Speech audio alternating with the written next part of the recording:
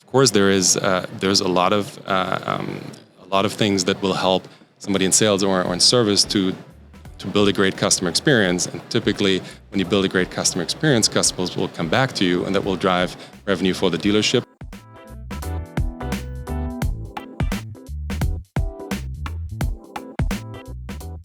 Hello and welcome to the Walk Around Podcast, powered by JM&A Group. I am one of your hosts, Mark Spoto, joined by my counterpart, Heather Wilkinson. Happy to be here. And with us is Matthias Stoever, one of the co-founders and CEO of one of the fastest growing companies in the market, Rocked. If you haven't heard of them, you're missing out, and we're going to talk a lot about it. But Matthias, first of all, my American pronunciation of your name is not doing it justice. Please correct me. What is the German way of saying your last name? Yeah, well, I'm also very happy to be here. Who would have thought that we would have all made it here to NADA? My name is Matthias.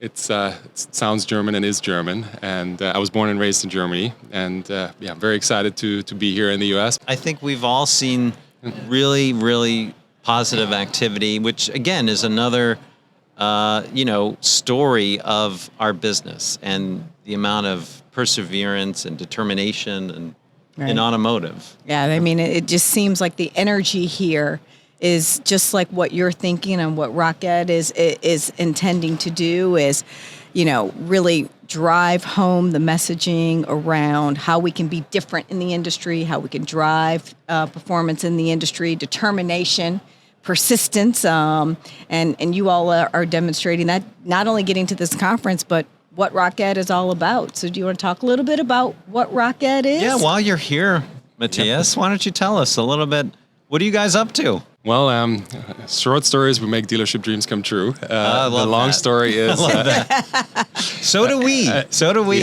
JM&A. that's what JM&A and Rocket have in common. Like, how do we do that? We do that by enabling people who work in a dealership with the skills that they need to be successful. And we found a unique way of training and upskilling people by combining, on the one hand, both content and technology. And that's what we're doing, skill building for people who work in a car dealership. And in particular, when you talk about training, it is video-based, correct? And I know for me, right, in my personal life, when I need to figure out how to do something, I am going to YouTube. I mean, I don't care what it is, like changing out a light socket or trying to figure out a feature of my car or, playing a game with the kids, a board game. There's so much. It's first of all, it's faster to learn with video, and also it's just more intuitive. Is that what you guys have found? Is that kind of the strategy behind it? Yeah, absolutely. Right. We started the company about 4 years ago, and when we started, we realized there is a big need for training, but we also needed to find a way on how do we get people's attention, how do we make it engaging, how do we actually make it stick, and so of course we looked at how all of the users that are using the platform right now, how are they already learning today? And as you said, everyone's going on YouTube to look for a 2-minute video. You can learn any language through your phone. You can consume excellent content on social media, on TikTok, on YouTube, on Instagram. And a lot of it is educational, and a lot of it is helps you upskill. But of course, if you go on those platforms, there is almost zero content that helps you, how to be a better service advisor, how to be a better salesperson, how to be a leader in a car dealership, how to explain a complex F&I product to a customer. And by the way, my wife will probably call me out on this if she listens. I've never changed a light socket in my life. One thing I've learned, Mark, you don't seem like you're doing much handyman work on the weekend. You know me so well, Heather. Yes. But Heather, you've got an interesting perspective on training, and all of the dealers you've been talking to this week, and obviously just in your career, training is just fundamental. It's at its core. And, Matthias, you mentioned that you started your company 4 years ago, back in 2021, right? Yeah, roughly. We started with the idea in 2021. First dealer started with the platform in 2022, and think that's it's also a JM&A customer. Yeah, That's right. Probably that was absolutely. in hindsight of our partnership. Yeah, and you look at the time frame when you started started Rocked. In the retail automotive business, selling vehicles had come to order taking. You know, dealers had limited inventory, consumers had a limited choice, and, you know, customers were just coming in and paying. There was no negotiation. There was no, have you followed whatever your sales process is? Are we ensuring that all of the consumer's information is in the CRM? Customers weren't in the driver's seat, for lack of a better term. And so now, fast forward to really early 2023, 2024, and heavily into 2025, what I've been hearing from dealers is training of the process, how to build value, how to qualify customers is so critical today because customers can negotiate. And we've hired salespeople and sales managers in the last few years who don't have that expertise on the importance of following the process, and they're looking for training. But with this generation, they weren't trained the way we were trained or learning information the way we were 5-10 years ago. What differentiates Rocked in helping dealers to be able to train their salespeople, sales managers, and F&I managers to effectively hold gross, sell cars, retain customers, and grow their business? To achieve all of this, I think it's you need to get your basics right. And for many dealerships, is what we hear is that it's back to the basics, because past, like during COVID and after the pandemic, I think you could get away without having any of your basics in place because inventory was just short. So inventory is back. So you need to get your process in place. And if you don't, you'll have a very tough 2025.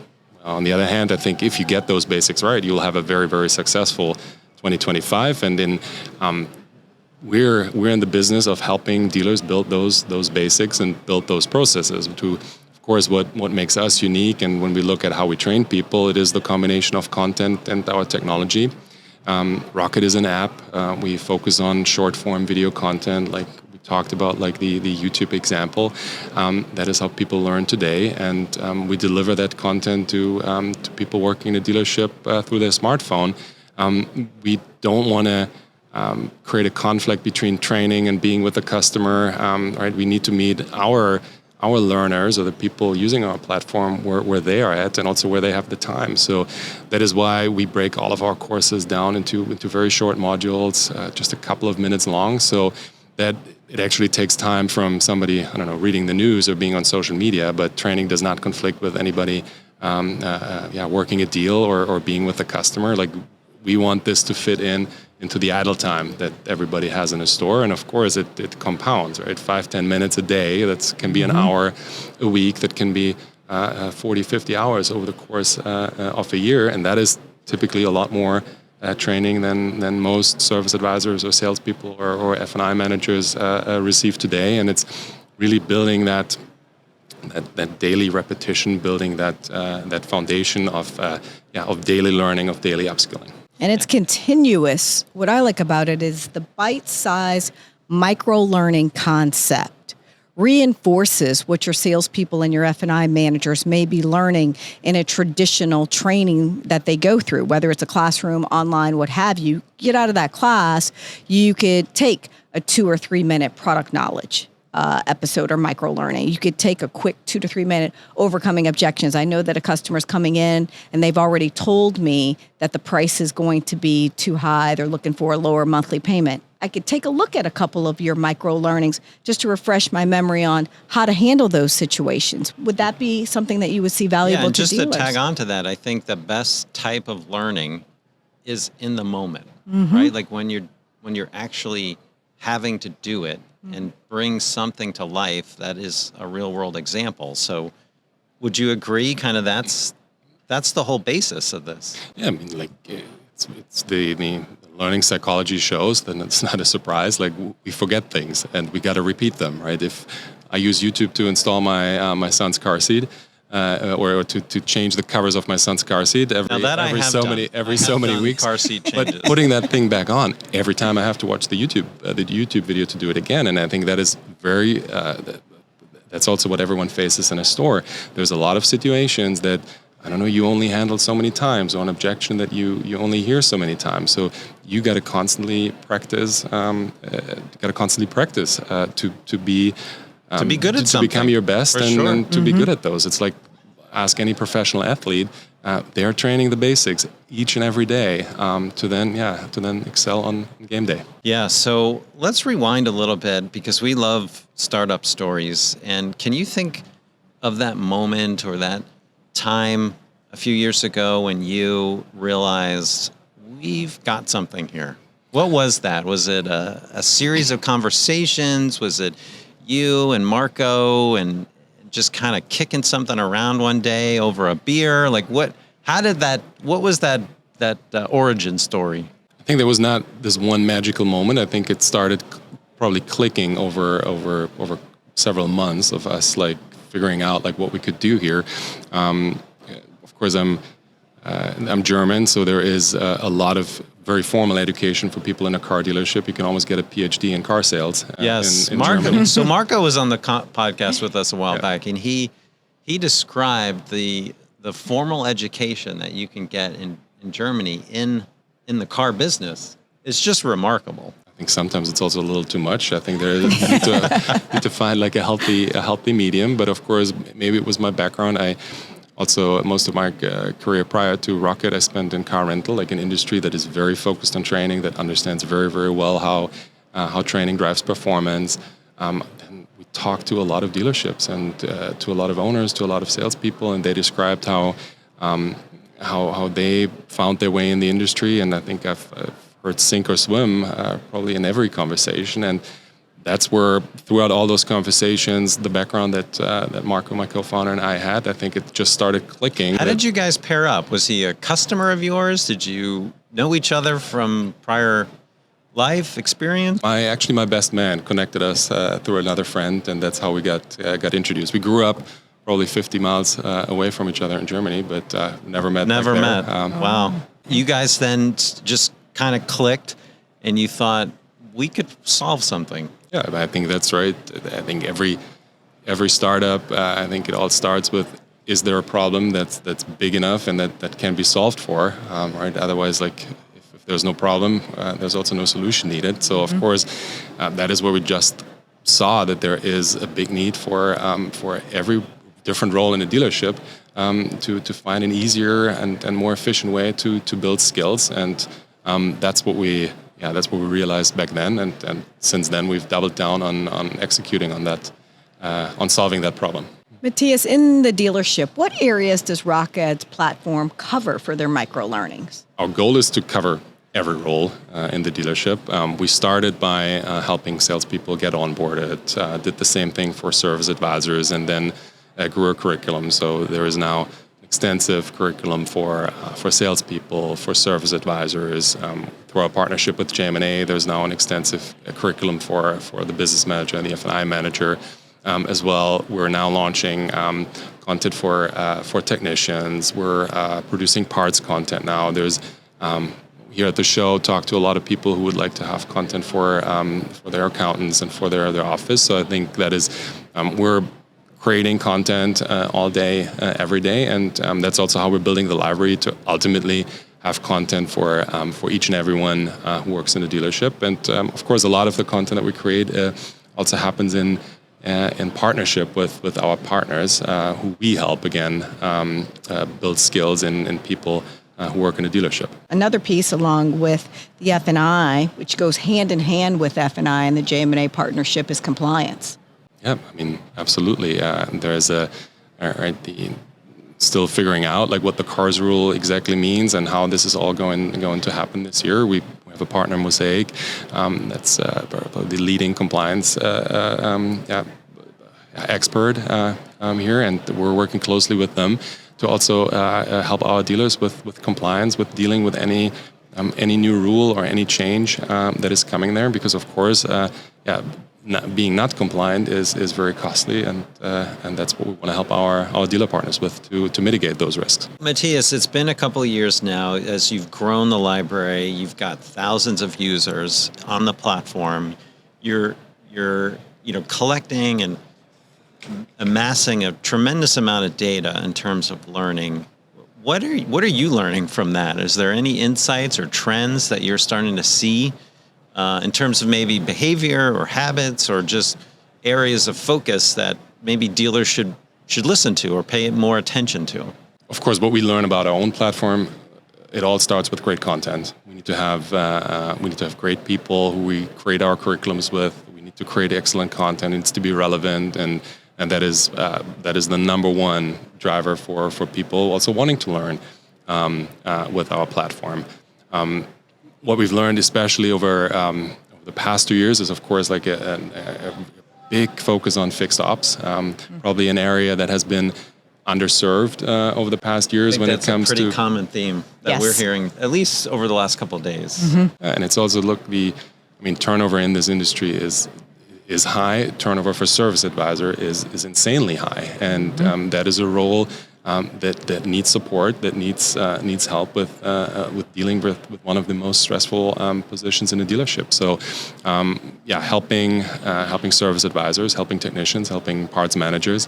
That has been probably something that we didn't foresee when we started the company, but something that our customers told us loud and clear. And so we have a very extensive library now to help everyone, whether that is how to sell a tire or how to deal with a customer whose part is now on back order for the second time, or how to communicate delayed services. There's a lot of situations where somebody in the service drive can have a good conversation with the customer, generate additional business, or if you don't have those skills, you have a very sad customer experience. Matthias, you bring up such an important point that Turnover. we continually, I've heard it this week, even prior to arriving here, is the fixed operations of a dealership, your service advisors, your service managers, have more customer-facing interactions than any other area of the dealership.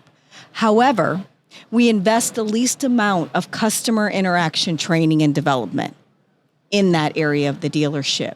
And it sounds like from what you're sharing on the service platform, you're providing those customer process skills, those write-up skills in short bite form micro learnings that service advisors can engage with prior to a customer arriving or a couple minutes before, to be ready for that interaction, to be ready to talk to that customer about a large safety recall that could be going on in their vehicle and how to have that conversation. Would that be the case? Yeah, absolutely. I think we're building, again, the basics, and also beyond that for service advisors. And of course, basics could be why should a customer buy tires at my dealership? How do I communicate to a customer that their brakes need attention? And of course, then there will always things will always go wrong, and I think you can't prevent that. But I think we all know when something goes wrong, it all depends on how did that dealership or how did that restaurant or hotel or wherever you are, how do they act when something goes wrong? And I think you can still turn something very annoying for a customer, you can turn that around and make something good out of it and keep a customer, retain them.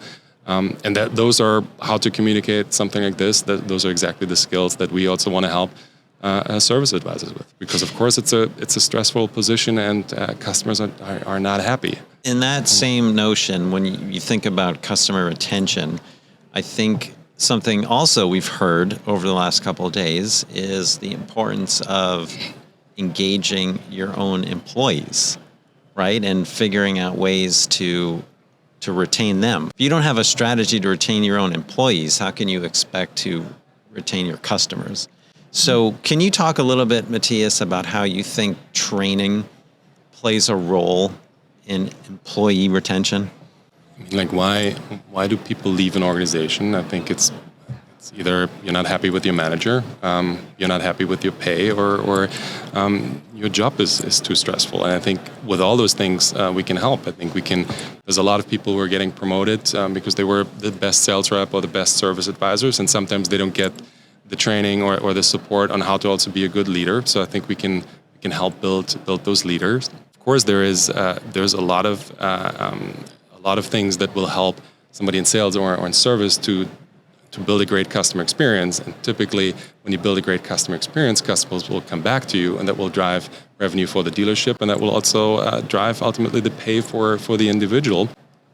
And of course, then there is also a motivational aspect to it, or how do I deal with change? How do I deal with the stressful job? How do I get into the right mindset? And we also say oftentimes on the platform, we always want to be one pill for skill set a day, but we also want to be one pill for mindset, so that you're getting into the right mindset to be excellent at your job and deliver a great service to your customers. And sometimes it can just be a short impulse that we give somebody through the app, or a piece of advice that they get in the morning before they start their day. Well, we're certainly excited about the partnership together and being able to bring F&I content and learning to our dealer partners. But you guys have some other things cooking as well, and tell us a little bit about some of the other partnerships. I think there's some exciting things on the horizon in 2025 for RockEd. Yeah, I think most importantly, I think we started working with JM&A and with JM Family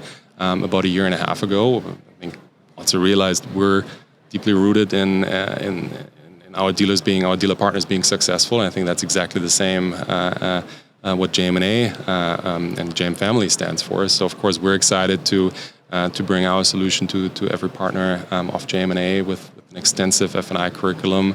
We're excited to be working with Southeast Toyota this year as well.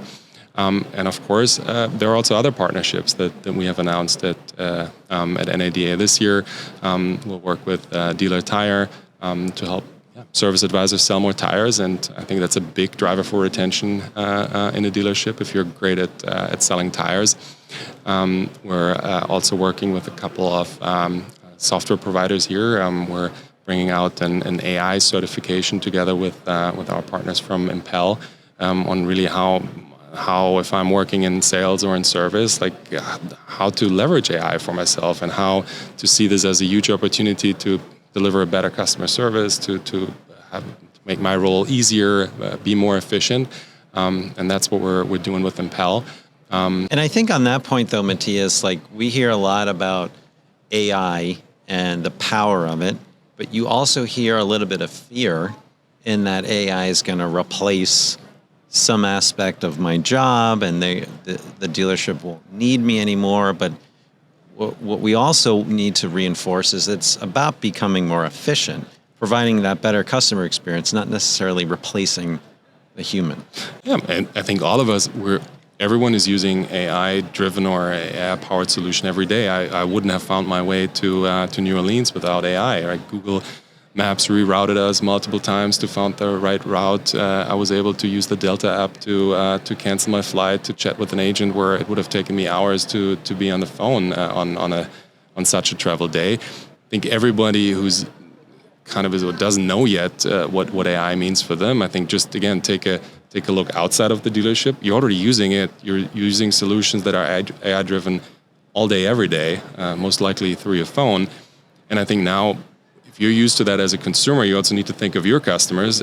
They're already used to that the entire time. So you also, as a dealer, as somebody working in a dealership, you also need to be able to deliver that same customer experience that people are used to within your dealership. And there's a lot of great tools for that out there. And at RockEd, we're using AI to train people. We have an AI coaching system in our app. Because we believe it is not the best practice to practice on your customers who have high expectations, who want to do business. That is not where you should practice. You should practice in role plays, and that's what the user can now do with our app, to practice day-to-day conversations, overcome objections with our AI coach, and get better in a completely safe environment. We provide scoring on it, and then you have the skills to also better serve your customers. And this AI coach is not a layup. You actually failed one of the AI trainings. Am I right? I mean, you weren't able to sell the tire the first go around, but then you got it. I guess I didn't explain the value of my dealership well enough on why to buy tires from me. And I think that is where. But that's a good thing. Right. It's challenging, right? Well, it must be a heck of a platform if the developer couldn't pass on the first go around. So very impressive. I mean, between what you're doing from a training aspect, AI, hitting all areas of the dealership. It's all the themes that we've heard this year at NADA. Any final thoughts, Matthias, that you have that you would want our listeners, the dealers out there, or OEM suppliers, that to take key takeaways about what Rocket is doing for the automotive industry and dealers?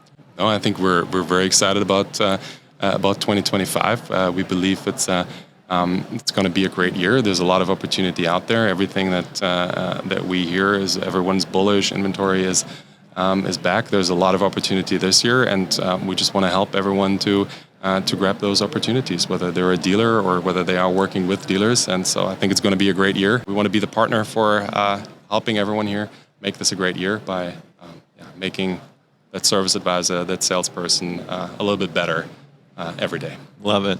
Where can people check you out? rocked.us? What's the website? And it's rocket.us. That's ROCKED.us.